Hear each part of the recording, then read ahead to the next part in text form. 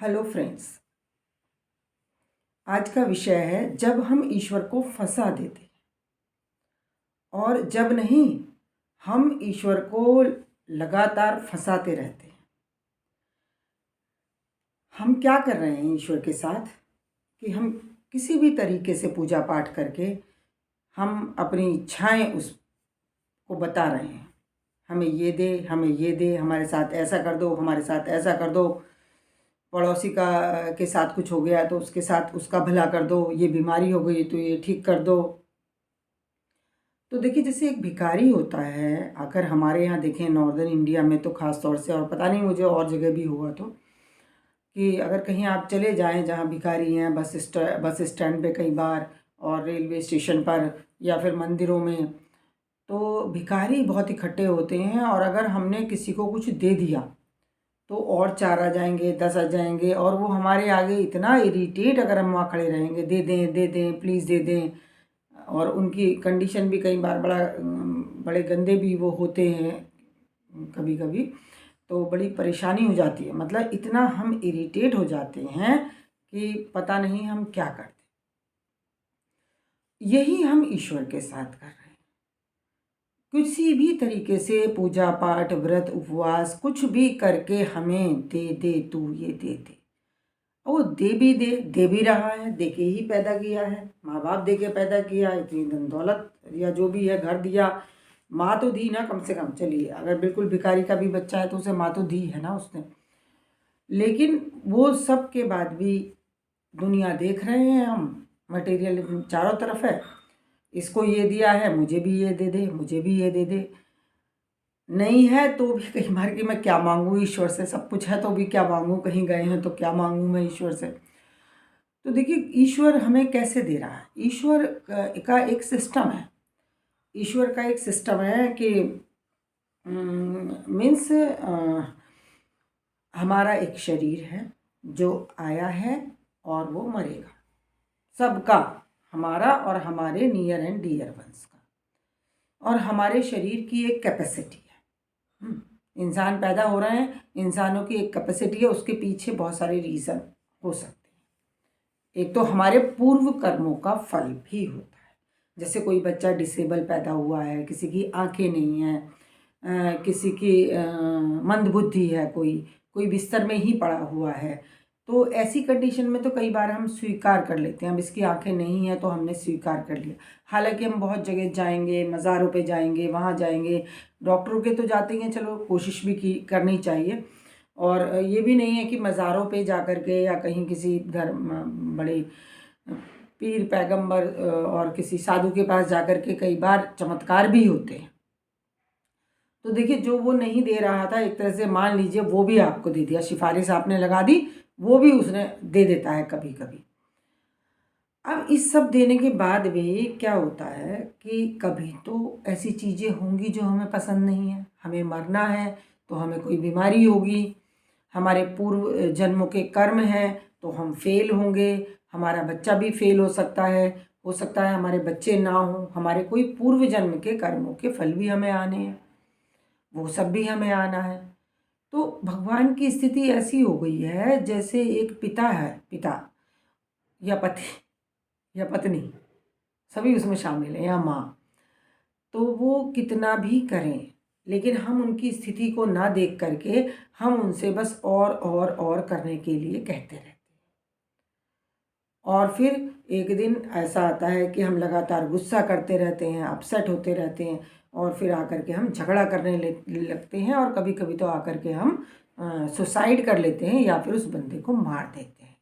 रोज़ suicide के case आप सुन रहे हैं। कई बार हम केस सुनते हैं कि बच्चों ने अपने ही माता पिता को मार दिया, अपनी फैमिली को मार दिया। और ये कोई बहुत अनोखी बात नहीं है, अभी कुछ कुछ समय पहले ही हुआ था, कई महीनों पहले, और अभी रिसेंटली भी हुआ है इस तरह का केस। ये रोज़ ही होते रहते हैं। तो ये वही कंडीशन है जो हमने भगवान की कर रखी है ना, वो हमारी कर रहा है। जो भगवान की कंडीशन हमने कर रखी है वही हमारी वो कर रहा है। देखिए, कुछ भी हो जाए, कहीं किसी का एक्सीडेंट हो गया, अरे बड़ा बुरा हुआ, सही है, बुरा हुआ, पता नहीं, बताओ भगवान ने इसमें क्या भला कर दिया। बताओ, वो 2 बच्चों को छोड़ के चला गया, उसके बच्चों का क्या दोष था। बहुत ही इंपॉर्टेंट पॉइंट है ये। भगवान ने बड़ा बुरा करा, भगवान ने बड़ा बुरा करा। अब वो बच्चों को क्यों छोड़ के चला गया, उसकी डेथ हो गई, तो मान लीजिए बच्चों का क्या दोष था। अब ये देखिए कितना हम भगवान को समझ रहे हैं। हम ये नहीं मान रहे कि अगर भगवान ने ऐसा किया है, मान लो अगर हम इस सिस्टम को भी मान रहे हैं, तो वो तो महाज्ञानी है, वो तो सर्वज्ञ है, तो उसने अगर किया है तो ठीक ही किया हो। हम इतने बुद्धिमान हैं कि हम उसे उसे बताएंगे कि उसने ये सही करा है, ये गलत किया है। यहाँ हम गड़बड़ कर रहे हैं। हम खुद इतने ज्ञानी बन गए हैं कि बस उसे हम ऑर्डर ऑर्डर ऑर्डर ऑर्डर देते चले जा रहे हैं। भाई माँ बाप को कितने ऑर्डर दोगे आप, मारेगा फिर लौट के वो, कितना चिल्लाओगे उसके सिर पे। मतलब हम शोर मचा रहे हैं कैसे, हम एक ही चीज़ को हम रिपीट करते रहते हैं। कोई भजन गा रहे हैं, कोई आरती गा रहे हैं, अच्छी चीज़ है, कोई बुरा नहीं कह रही हूँ मैं, लेकिन ये सोचिए कि कहीं उसे इरिटेट तो नहीं कर रहा। मान लीजिए अपनी माँ के सिर पे एक भजन गा रहे हैं कि हे माँ दे दे खाना, माँ तू दे दे खाना, माँ ये कर दे, और बोले जा रहे हैं, उसकी नहीं सुन रहे हैं हम। वो कह रही है कि भैया अभी खाना बनने में टाइम है, तो सबकी तो गाड़ी आ गई, मेरी क्यों नहीं आ रही है, मेरी क्यों नहीं आ रही है। माँ कह रही है अभी बेटा खाना बना रही हूँ, या मैं आज नहीं बना सकती, मेरी तबीयत खराब है, अब दे दे खाना, दे दे खाना, दे दे खाना। अब उसे सुन ही नहीं रहे हम उसकी, वो कह क्या रही है उसे हम समझ ही नहीं रहे हैं। या फिर वो कह रही भाई घर में पैसे नहीं है, पैसे नहीं है, ये तो बहुत घरों में होता है, दे पैसे, दो भाई पैसे, कोई कुछ भी है तो हमें तो पैसे चाहिए। नहीं तो बच्चे जो समझदार पढ़े लिखे बच्चे भी कई बार जो पढ़ रहे हैं स्कूलों में, अभी छोटे थोड़े बड़े हो गए या ज़्यादा बड़े हो गए, तो हमारे लिए आपने किया ही क्या है, हमारे लिए कुछ किया ही नहीं। हमारे तो सारे फ्रेंड्स के पास इतने अच्छे मोबाइल हैं, और आपने हमें मोबाइल ही नहीं दिलवाया है, और ये ख़राब मोबाइल है मेरा। और पापा की स्थिति बड़ी ख़राब हो रही है, वो इतना करने के बाद भी वो रात दिन यही सुन रहे हैं कि करा क्या है मेरे लिए, करा क्या है मेरे लिए।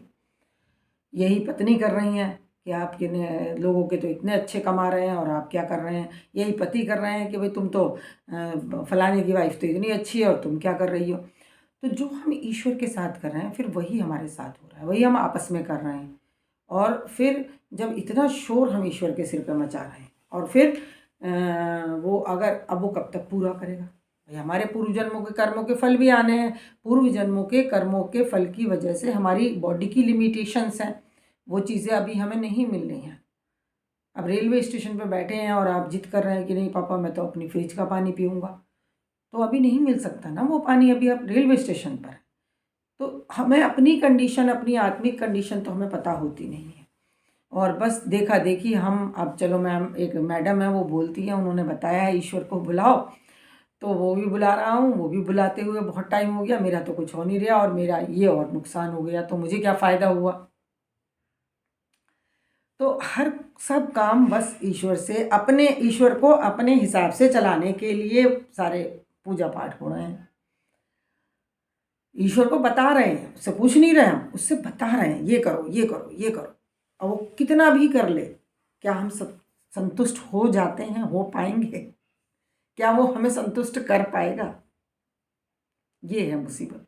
और फिर सब कब्जा करके बैठ गए।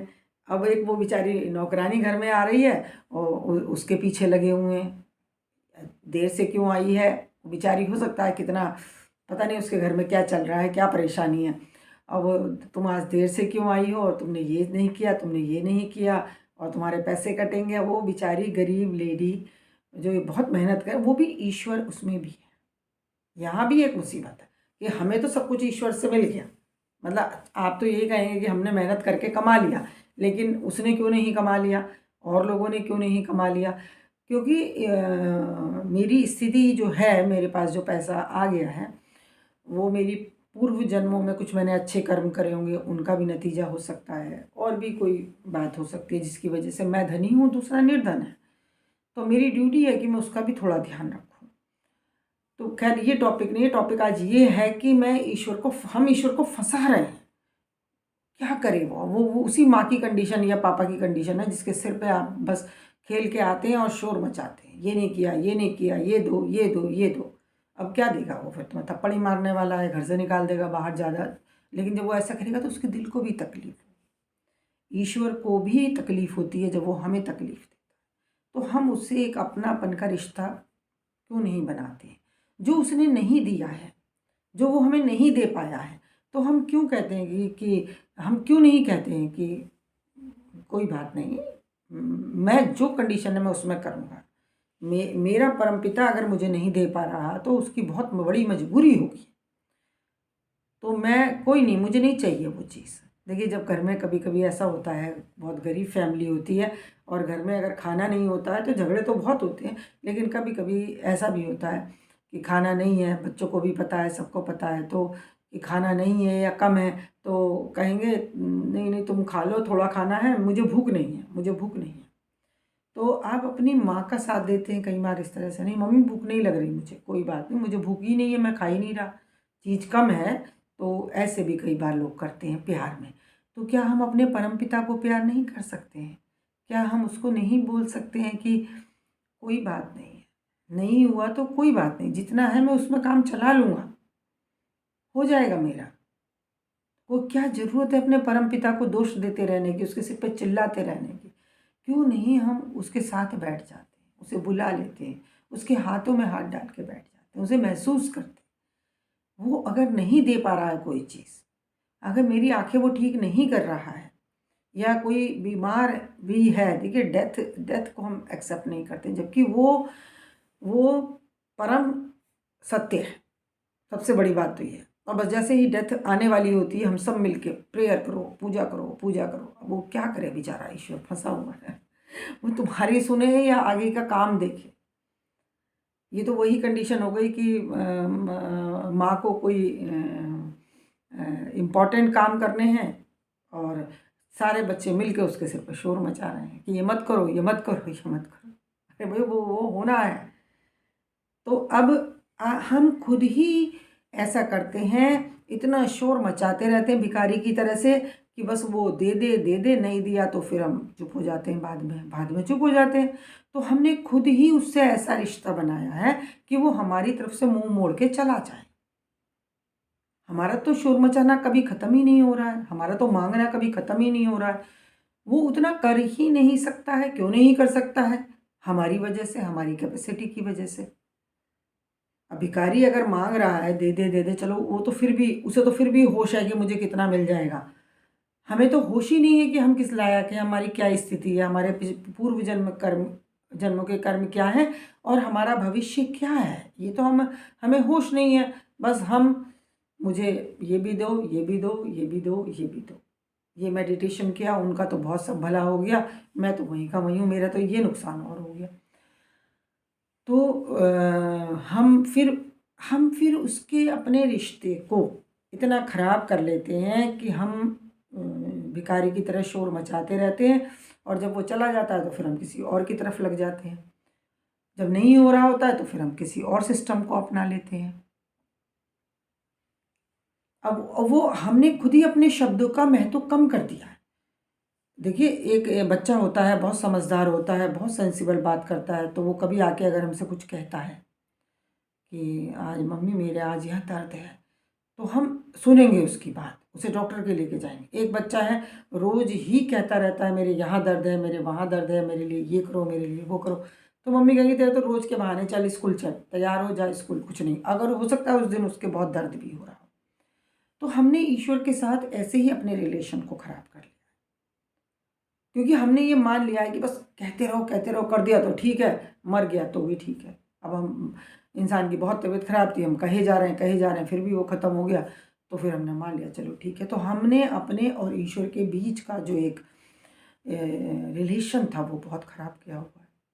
हमारा मतलब है बस शोर मचाते रहो, जब भी कोई परेशानी आए तो सब मिल के शोर मचाओ, सब मिल के प्रार्थना करो, वो हो गया तो ठीक है। भाई, ईश्वर को बता रहे हैं ये करो, पूछ नहीं रहे उससे कि भाई क्या करना है, कैसे होना है, जैसे उसकी मर्जी हो वैसे हो, वही वही। हमें तो ये भी नहीं पता ना कि ठीक होना ठीक है या मरना ठीक है। कई बार तो ये था कि इससे तो ये मर ही जाता भाई, जो इसकी कंडीशन है, इससे अच्छा तो था कि ये मर ही जाता। अब उसकी कंडीशन यूँ है कि उसे भोग कर रहे हैं, उसने किसी को पहले बहुत कष्ट दिए हैं, उसने बहुत परेशान किया है, इसी कंडीशन में रखा है, तो वो वही भोगेगा, बेड के अंदर लेट के भोगेगा। तो वो ईश्वर को हम बताएंगे कि कब कौन मर जाए और कब कौन जिंदा रहे, कब कौन की बीमारी हो और कब कौन ठीक हो जाए, हम बताएंगे ये बात? उसे नहीं पता, हमें बताना है। उसकी सृष्टि है, हमारी सृष्टि है, तो हमें स्वीकार करना है और ईश्वर को अपने साथ लेना है, उसे बुलाना है। वो एनर्जी हमारे अंदर आएगी, तब हमें सत्यता दिखाई देगी। अब सारी दुनिया इसी बात पे लगी हुई है, बस कोई क्यों मर गया। बताइए, मरना शाप है या वरदान है, ये भी नहीं पता हमें कि मरना श्राप है या वरदान है। अगर हम मरे नहीं, एक कोई था भी ऐसा, बुक में एक ऐसा प्ले में था कहीं इंग्लिश में, जब मैंने एमए किया था उस समय था किसी जगह, कि उसे ये वरदान मिल गया कि मरेगा नहीं।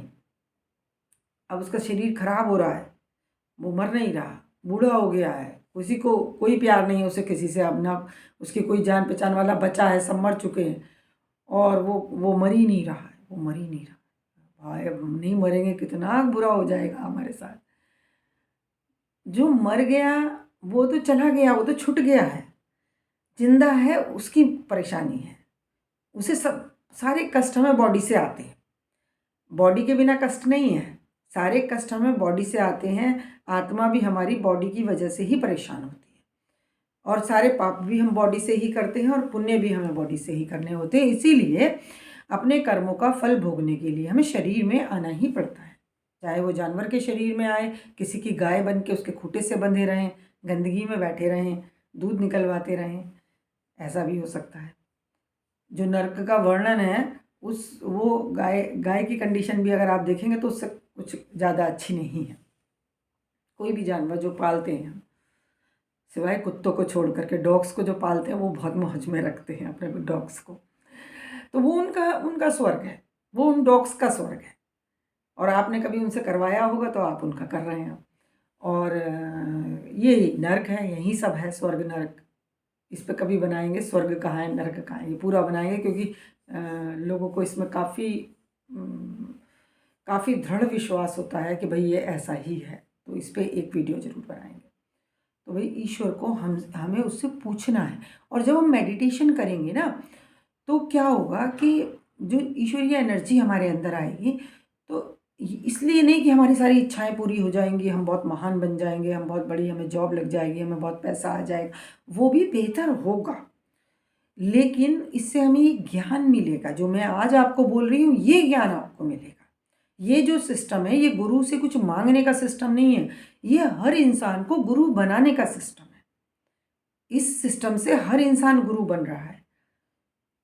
तो जो अंदर से ज्ञान आएगा, उस ज्ञान के चलते हम सुखी होंगे।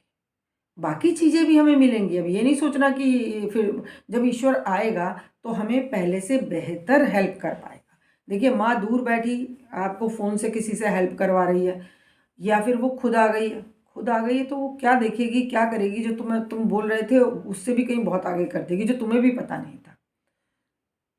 तो ईश्वर को बुलाने का मतलब ये नहीं है, या किसी भी पूजा पाठ का मतलब ये नहीं है कि जो हम चाह रहे हैं बस वो हो जाए।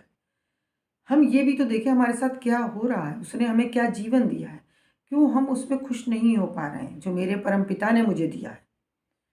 जो भी बच्चा दिया है, बच्चा तो दिया है ना, चलिए वो ज़्यादा कुछ नहीं कर पा रहा है बच्चा, लेकिन बच्चा तो आपकी लाइफ में दिया है ना, किसी के तो वो भी नहीं है। अब वो पढ़ सकता है, नॉर्मल है, बट बहुत अच्छी पढ़ाई नहीं कर रहा है, तो कम से कम हमारा बच्चा नॉर्मल तो है। धन्यवाद बोल दें इस बात पे कि वो नॉर्मल है। और मान लीजिए अगर भगवान ना करे किसी का बच्चा एबनॉर्मल है, तो भी धन्यवाद। अब ये क्यों धन्यवाद, ये तो नहीं होने वाला, ये तो बहुत ख़राब कंडीशन है। ये धन्यवाद ये कि वो अपने कर्मों का फल भोगने आया है, और हम भी उसके रूप में अपने कर्मों का फल भोग रहे हैं। ज़रूर हमने कभी कुछ ऐसा किया है जो हमें इस बच्चे की देखभाल करनी पड़ रही। कई बार लोग ऐसे बच्चों को छोड़ आते हैं सड़क किनारे, कहीं कहीं छोड़ आते हैं, मरने के लिए छोड़ आते हैं। चलिए कह सकते हैं वो भी उसका भाग्य होगा, जहाँ वो पहुँचेगा वो उसका भाग्य है, और आप जो भोगेंगे वो आपका भाग्य है। तो धन्यवाद इस बात का ईश्वर को, हर बात के लिए, बुरी सी बुरी बात जो हमारे जीवन में होती है उसके लिए भी धन्यवाद, कि वो या तो हमारे किसी पूर्व जन्मों के कर्म का फल है। कपड़े की धुलाई हो रही है, कपड़े पे दाग लग गया था, बहुत अच्छी ड्रेस थी, उसकी सफाई हो रही है, इसलिए धन्यवाद। क्योंकि ये कर्मों के फल तो हमें आने ही हैं, जो भी हम करेंगे उसके फल हमें आने हैं। और जब वो आ रहे हैं तो ईश्वर हमारे ऊपर ही वर्क कर रहा है। कई बार जब हमारे ऊपर मुसीबतें आ रही होती हैं, जब हम परेशान हो रहे होते हैं, समझिए अभी ईश्वर हमारे ऊपर ही लगा हुआ है। और शांति से उसे निकालें, टाइम को शांति से रहें, उसके नाम में स्वीकार करें, उसके नाम में हम ये चीज़ स्वीकार करें। बुरे से बुरा भी कंपेनियन अगर हमें मिल गया है तो उसे भी हम छोड़ सकते हैं, ऐसी कोई बात नहीं है। लेकिन देखिए, अगर आप सॉरी, अगर हमारे जीवन में हमारा बच्चा, हमारे माँ बाप अगर ये अच्छे नहीं हैं या उतने नॉर्मल नहीं हैं तो हम इन्हें नहीं छोड़ने की सोचते हैं। छोड़ने की जनरली हम सोचते हैं सिर्फ हस्बैंड वाइफ को, क्योंकि वो हमारी चॉइस है। हमें लगता है हम ये नहीं चूज़ करके वो चूज़ कर लेते। कभी हम नहीं सोचते हम ये वाली माँ ना चूज़ करके हम वो वाली माँ चूज़ कर लेते। ऐसे भी सोचते होंगे बट कम सोचते हैं ऐसे। तो मेन टॉपिक आज का ये है कि हम जो ईश्वर से मांग रहे हैं सब लोग, वो नहीं होने वाला, वो सब कुछ नहीं होने वाला, क्योंकि हमारे मांगने की तो कोई लिमिट ही नहीं है ना, हमारे मांगने का तो कोई अंत ही नहीं आ रहा। अब उसे अपना काम भी करना है, उसे अपनी सृष्टि भी चलनी है। सृष्टि का एक नियम है, शरीर है, मरना है, बीमार भी होना है, एक्सीडेंट भी होने हैं, सब कुछ होना। तो इन चीज़ों को समझने के लिए हमें ईश्वर को बुलाना पड़ेगा। ईश्वर को बुलाएंगे, ईश्वर हमारे अंदर आएगा, तभी हम ये चीज़ें समझ पाएंगे कि मांगने की जगह उसका साथ देना हम शुरू कर दें। मांग क्या फ़र्क पड़ गया? देखिए, बहुत अच्छी देखी किसी की ड्रेस देख के आया बच्चा, बहुत गरीब है, किसी की बहुत अच्छी ड्रेस देख के आया, तो घर आके माँ बाप से जिद भी कर सकता है कि भाई मुझे भी ऐसी चाहिए। और ये भी सोच सकता है मेरे माँ बाप की ऐसी कंडीशन नहीं है कि मुझे ये दिलवा सकें, तो कोई बात नहीं, मेरे पापा इतनी मेहनत करके जो भी लाते हैं हम रोटी खाते, क्या क्या है, मेरे पास जो है वो ठीक है, चलेगा, कोई इशू नहीं है। बताएगा भी नहीं पापा को, कहेगा कोई बात नहीं, अपने मन में रख लेगा, होगा, हमारे पास जो है वो ठीक है, अच्छा है। तो ये हम ईश्वर के साथ करना चाहिए। पहले तो हमें ये एक्सेप्ट करना चाहिए कि अब पिता गरीब हो सकता है लेकिन परमात्मा तो गरीब नहीं है, ये भी एक इशू है। लेकिन हमारी अपनी कंडीशन है, हमारे अपने पिछले कर्म हैं, हमारा भाग्य है जो हमारे पिछले कर्मों की वजह से बना है। इसी जन्म के नहीं, जन्मों जन्मों के कर्म हमारे हो सकते हैं। इस पे हमें फिर स्वर्ग नर्क और पूर्व जन्म होता है कि नहीं होता है, इस पे एक वीडियो तो बनेगी अब। क्योंकि कई लोग, जैसे ही मैं बीच में बोलूँगी कि ये पूर्व जन्म के कर्मों का फल है या ये चीज़ है, ये भी आना है, तो यहाँ बहुत लोग एग्री नहीं करेंगे जो ये मानते हैं कि सिर्फ जन्म एक ही होता है। तो ये क्यों कहा गया है कि जन्म एक ही होता है, उस पर चर्चा करेंगे। हो सकता है कल मैं इसी बात पे वीडियो बनाऊँ। तो आज का जो मेन इम्पॉर्टेंट पॉइंट है वो ये है कि हम ईश्वर को समझें, उसके काम को समझें, और हम जहाँ हैं वहाँ ही हम ठीक हैं। पहली बात, हमें आगे और सोचने का अधिकार है। हम अपने और जो हम चाहते हैं उसके लिए काम करें। सफल हो गए तो अच्छा, नहीं सफल हो गए तो और अच्छा। क्यों? सफल होते हैं तो हमारी मर्जी होती है, और अगर बहुत मेहनत के बाद भी असफल हो गए तो वो ईश्वर की मर्जी है। अब ईश्वर की मर्जी है तो हम कहेंगे ये यहाँ नहीं, हमें हमारे जीवन में कोई और बहुत अच्छा होना होगा, इसीलिए हम यहाँ फेल हो गए। किसी और रास्ते से अच्छा हो जाएगा, ज़रूरी नहीं है। हो सकता है पूरी ज़िंदगी आपके जीवन में बुरा ही होना लिखा हो, आप कष्ट भोगते रहें और चले जाएं और कुछ भी अच्छा ना हो, तब भी ईश्वर को धन्यवाद दें, क्योंकि आप अपना पिछला कोई भोग करने आए थे, वो भोग हो रहा है। अगर आपने 20 साल कष्ट उठा लिया है तो समझ लिए ये निकल चुका है। जो आना था, जो कर्जा था, जो हम किसी के साथ बुरा करके आए थे, वो निकल चुका है। अगर 20 साल हम कष्ट भोग चुके हैं और हमें नहीं पता, हम आज अच्छे की उम्मीद रखते हैं और हम उसको पाने की कोशिश करते हैं, लेकिन हो सकता है अभी और 40 साल हम जिंदा रहें और भी बुरी कंडीशंस में जिंदा रहें, ऐसा भी हो सकता है।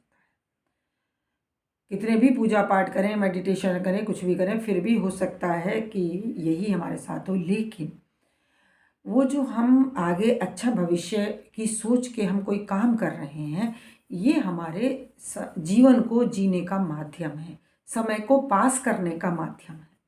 देखिए, अगर हमें बता दिया जाए कि 20 साल तो हमने कष्ट उठाए हैं और अभी और आगे 40 साल इससे भी ज़्यादा हमें कष्ट आने हैं और तुम फेल ही फेल होने हो, तो बताइए हम कैसे जिंदा रहें, कैसे इसको काटेंगे?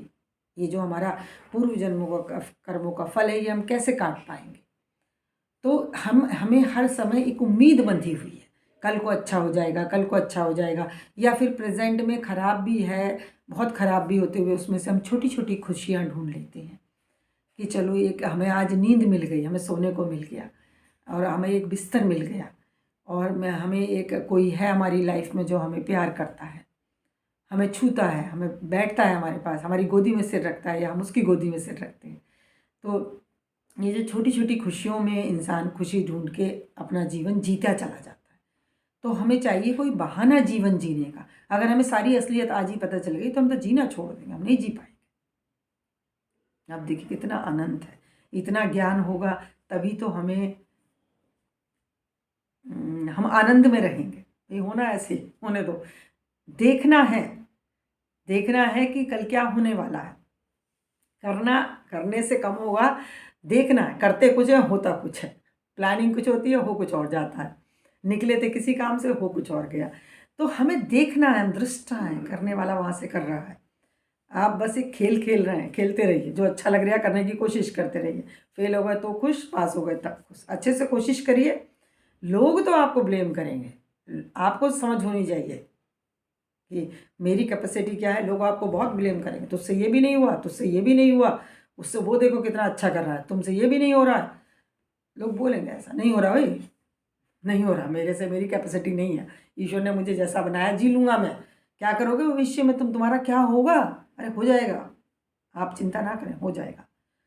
अच्छा करें, बुरा काम नहीं करें, ये मैं कोई गलत सेंस में नहीं कह रही हूँ। लेकिन जब सब कुछ करके नहीं होता तो हम खुद को दोष देते रहते हैं, इतना डिप्रेशन में चले जाते हैं, दूसरे हमें दोष देने लगते हैं, और हम भी उस बात को सच मान के नहीं भाई यही होना था, हो गया कोई बात नहीं, फिर करेंगे कोशिश, फिर करेंगे। जीवन जीना है बस, जी के निकल रहे हैं आगे। आगे फिर क्या होगा देखेंगे, हो सकता है अगले जन्म में हम चिड़िया बन जाएं, और चिड़िया फिर वही जन्म की बात आ गई है। बट कल बनाती हूँ इस पर भी वीडियो। तो चिड़िया बन गया तो मज़ा ही मज़ा है। अब ये भोग निमट जाएगा, जो हमारा कुछ पिछले जन्मों का कर्जा था, कर्जा दे रहे हैं, कमा रहे हैं, कर्जा दे रहे हैं, कमा रहे हैं, कर्जा दे रहे हैं, कुछ घर में बच नहीं रहा है, खाना भी ठीक से नहीं हो रहा, कर्जा दे रहे हैं, कर्जा दे रहे हैं, लेकिन कर्जा निमट रहा है ना। और ऐसा ना करें और कर्जा ना लें, कम में गुजारा कर लें, सादा जीवन जिए, सादी रोटी खाएं, और कर्जा ना ले लें, और कर्म बुरे ना करें। तो ईश्वर के सिर पे शोर ना मचाएं, उसे समझें, उसे समझे, उसका रिलेशन अपना खराब ना करें।